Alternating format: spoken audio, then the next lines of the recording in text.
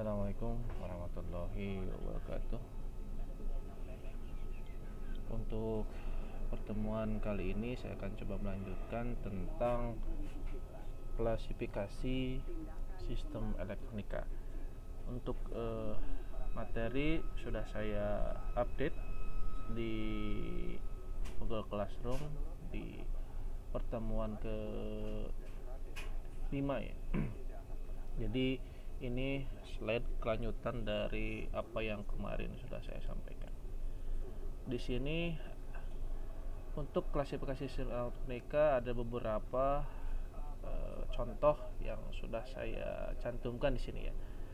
Yang pertama ada sistem penguat, ada sistem peredam, ada sistem penyangga, kemudian ada sistem pengirim atau pemancar, ada sistem penerima, ada sistem pendeteksi, ada sistem transmisi data atau daya, sistem kendali, sistem pembangkit sinyal, sistem pelayar ya, display, kemudian ada sistem penyimpanan, sistem daya dan sebagainya.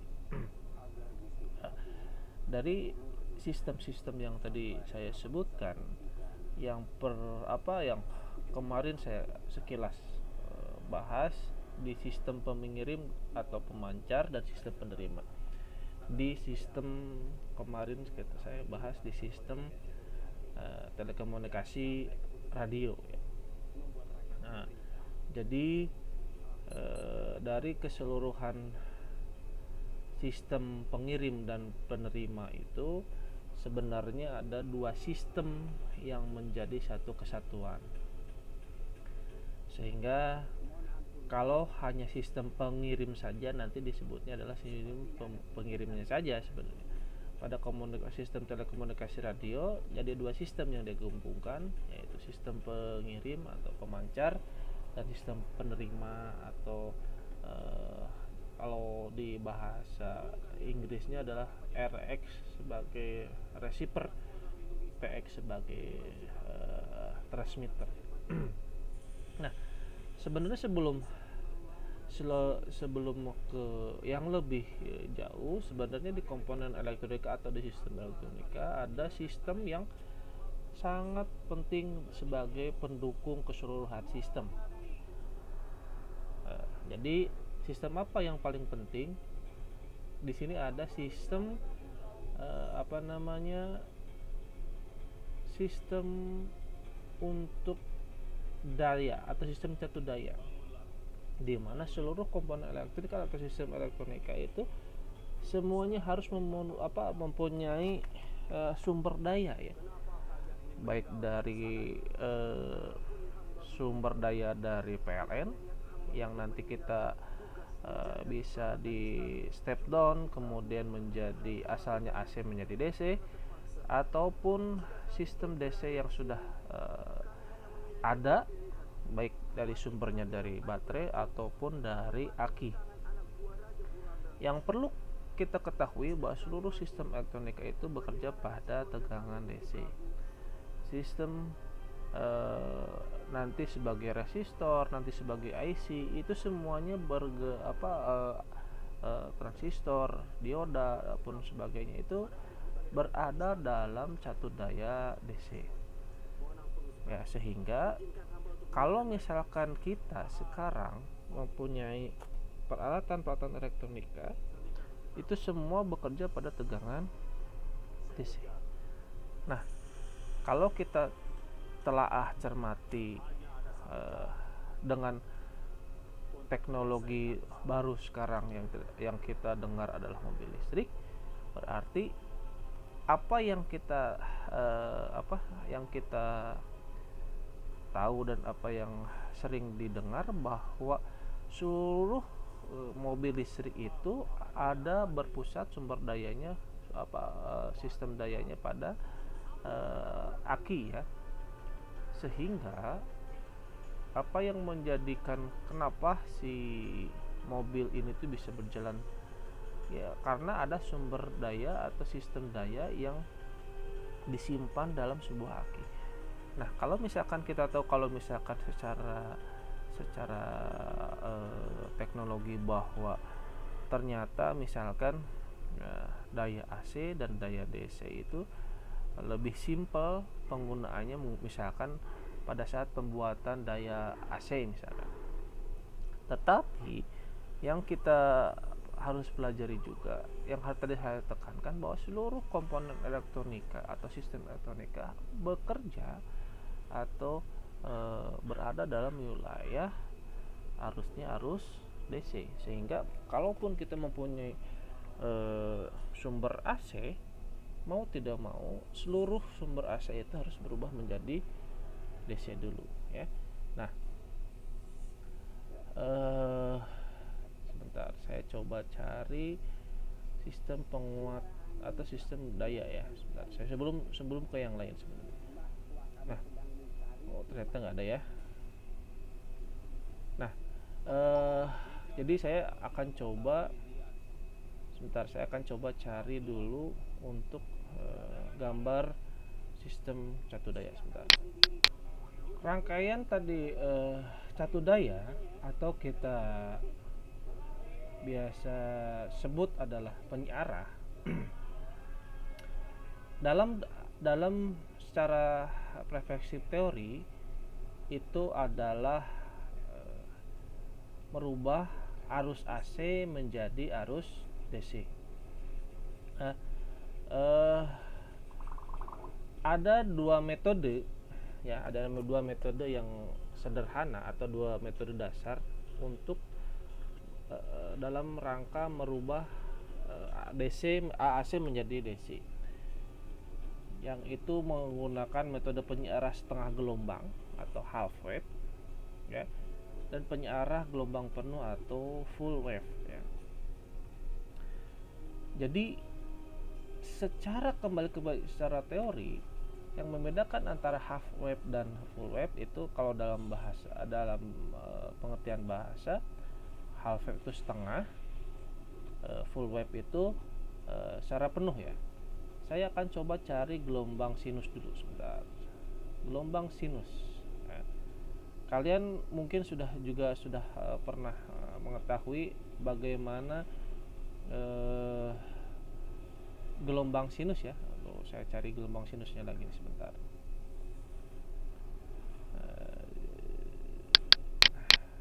Gelombang sinus ya ini. Saya akan contohkan gelombang sinus di sini ya. ini gelombang sinus yang ada di sini. Ini adalah gelombang sinus atau pada saat sinyalnya sinyal AC ya. Jadi pada sinyal AC itu mempunyai ripple atau mempunyai potensialnya positif dan potensialnya negatif ya. Jadi kalau di atas ini X sumbu X yang di atas itu positif, sumbu X yang di bawah itu negatif. Nah, kemudian kalau namanya searah berarti harus tetap dalam satu konstan tegangannya. Misalkan 5 volt ya 5 volt terus kan ya.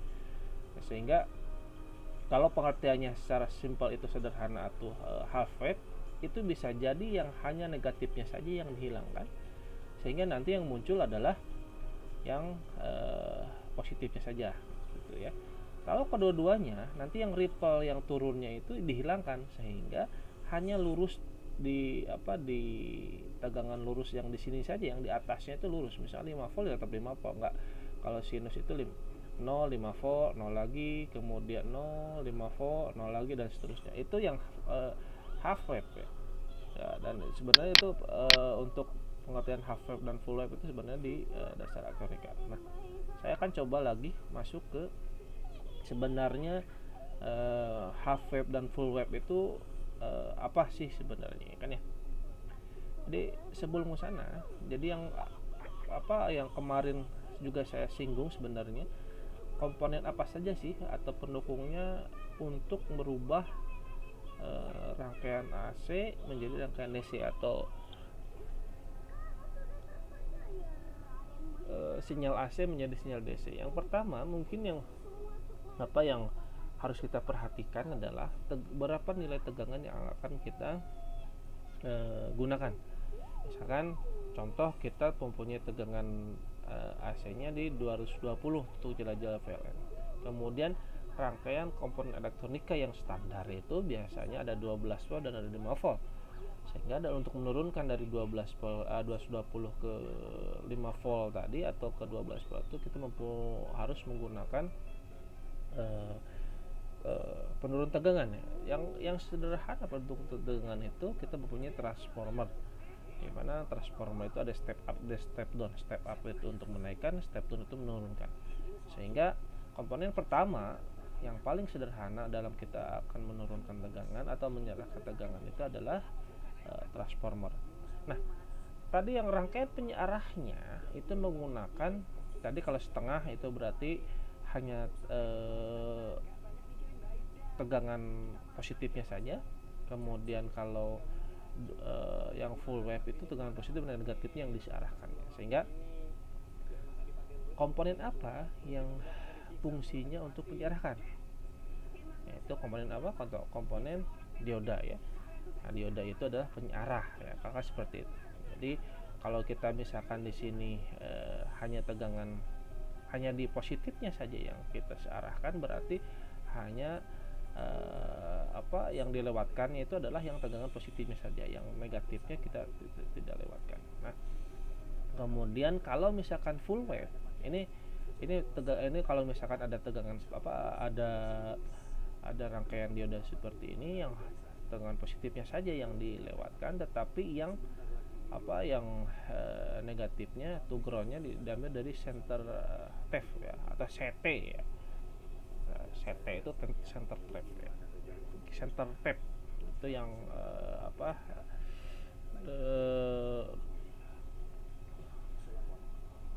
ground-nya itu diambil dari center tap tadi.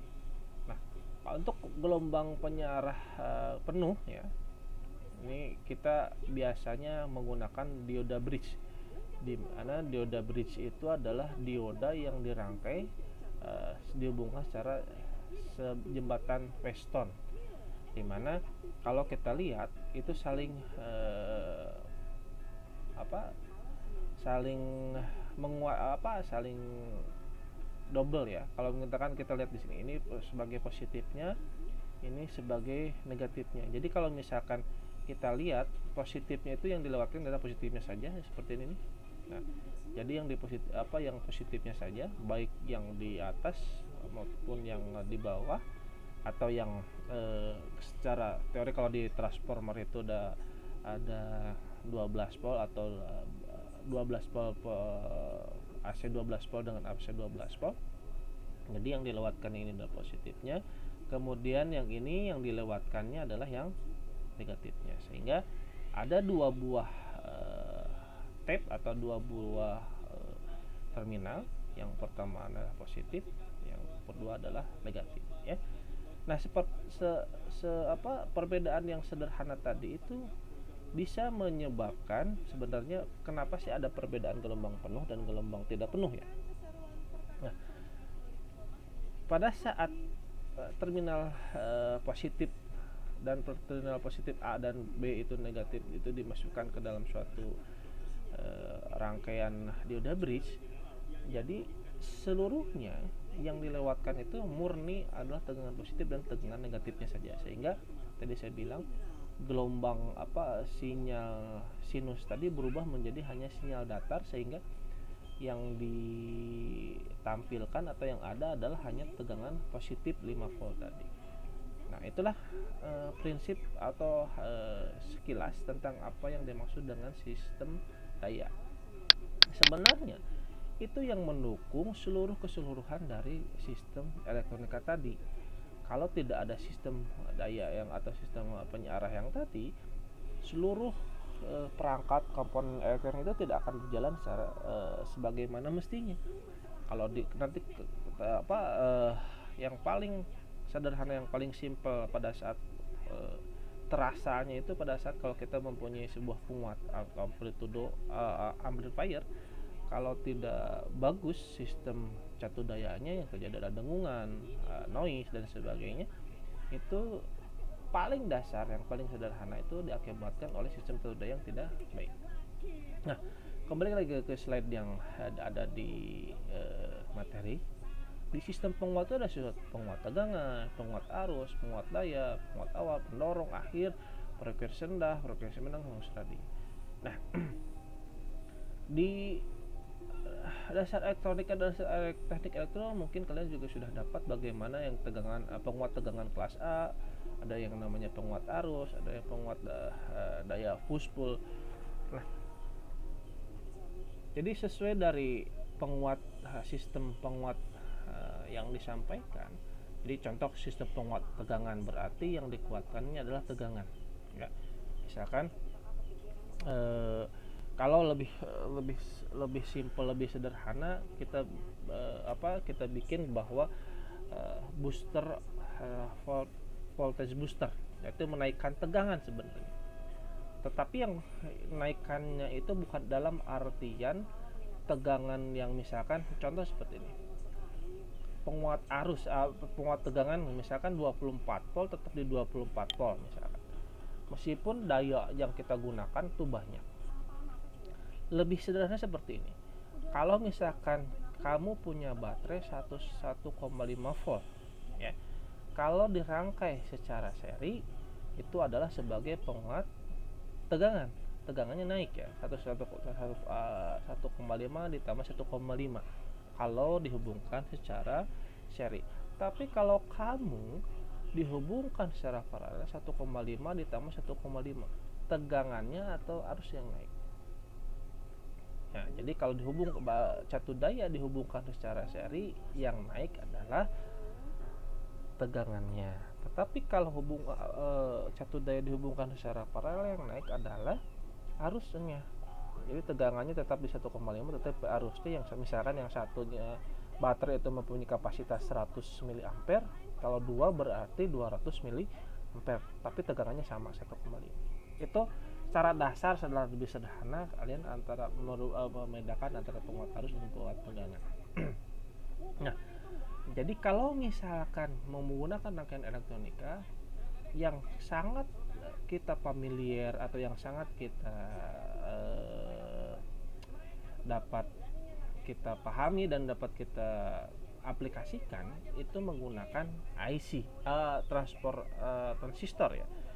Transistor itu bisa berfungsi sebagai penguat arus dan penguat tegangan. Jadi kalau misalkan di sini ada penguat tegangan kelas A misalkan. Jadi misalkan ini yang digunakan pada saat kalian amplifier ya. Nah, jadi di sini inputnya misalkan 0,5, di sini bisa jadi 1,5. Nanti berapa kali penguatan yang terjadi dengan sistem kelas A ini. Kalau penguat arus, jadi transistornya dihubungkan secara lihat, secara seri, output kapasitor kolektor dimasukkan kepada basis. Jadi ini yang membedakannya tadi saya bilang kalau kalau biasanya untuk seri ini untuk arus ya diserikan ya, sehingga beban yang Q1 ditambah Q2 menjadikan misalkan ada si transistornya ada 5, berarti misalkan satu penguatannya itu 1 ampere, berarti kalau ada 5 transistor itu di 5 ampere. Nah, seperti itu. Kemudian saya tidak semuanya saya bahas ya, nanti kalian coba diteliti, kalian coba dibaca untuk drawingnya perbedaannya seperti apa, sehingga ada pengertian yang dapat diambil kesimpulan bahwa sebelum adanya IC ya sebenarnya IC itu adalah kumpulan-kumpulan transistor ya, baik itu transistornya TTL itu singkatan dari transistor logik ya, atau transistor yang berupa power atau penguat. Jadi sehingga IC ini adalah gabungan dari transistor, sehingga pada saat belum adanya IC kita bayangkan penguat itu misalkan ada 100 watt, berarti 100 transistor, tapi bisa dijadikan menjadi satu IC karena digabungkan membuat satu IC. Kemudian teknologi terbaru ada chip. Chip itu gabungan IC atau IC yang digabungkan. Teknologi sederhana, teknologi yang dulunya menggunakan transistor itu banyak sekali komponen yang digunakan. Dengan ada teknologi IC dan ada teknologi chip, itu semakin simple untuk di komponen elektronikanya. Baik, terima kasih untuk pertemuan kali ini. Saya cukupkan dulu sampai di sini. Terima kasih atas perhatiannya. Assalamualaikum warahmatullahi wabarakatuh.